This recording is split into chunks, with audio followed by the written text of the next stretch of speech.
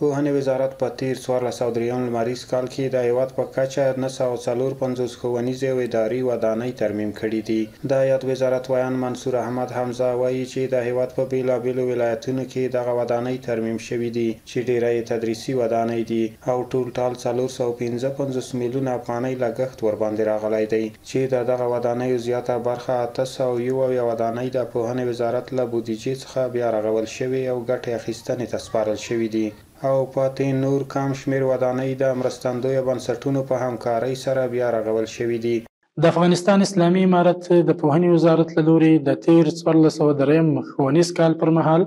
په ټول هیواد کې د 455 میلیونه افغانیو په لګښت د پوهنې 954 بابه اداري او ښوونیز مرکزونه بیا رغول شوي او ګټې اخیستنې ته سپارل شوي دي. د افغانستان اسلامي امارت د پوهنې وزارت له لوري په مرکز او ولایتونو کې د 954 بابه ترمیم شوي ودانیو له جملې څخه 801 بابه تدریسي او اداري ودانۍ د وزارت له عادي بودیجې څخه او پاتې 83 بابه د همکارو ادارو په مالي ملاتړ ترمیم شوي دي. ښاغلی منصور احمد حمزه زیاتوي چې د هیوادوالو دوامداره ملاتړ د دې لامل شوی چې د پوهنې پیاوړی بهیر ولرو. نوموړی له خلکو غواړي چې د هیواد د روښانه راتلونکي لپاره دې نور هم هیوادوال د پوهنې ملاتړ وکړي. لکه څرنګه چې د پوهنې وزارت د ټولو افغانانو ګډ کور دی، نو د هیواد د تعلیمي سیستم د ملاتړ لپاره زموږ د علم پروره هیوادوالو دوامداره مرسته او ملاتړ به د پوهنیز نظام په لا زیاته پیاوړتیا کې مهم رول او رغنده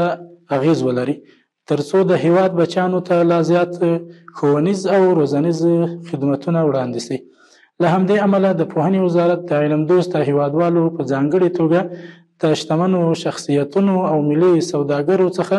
د دوامداره او پراخه مادي او معنوي ملاتړ غوښتنه کوي. دا یادونې وړ ده چې په وروستیو څو کلونو کې د پوهنې په برخه کې د پام وړ مثبت بدلونونه او اصلاحات رامنځته شوي دي، خو د نجونو پر مخ د ښوونځیو بندېدل هغه ستونزه ده چې ډیری هیوادوال یې اندېښمن کړي دي. ډیری افغانان په دې اند دي چې اوسنی ډاډمن امنیت تر بل هر وخت د افغان نجونو د زده کړو لپاره مناسب فرصت دی او باید د نجونو پر مخ د ښوونځیو او ښوونیزو بنسټونو دروازې پرانیستل شي.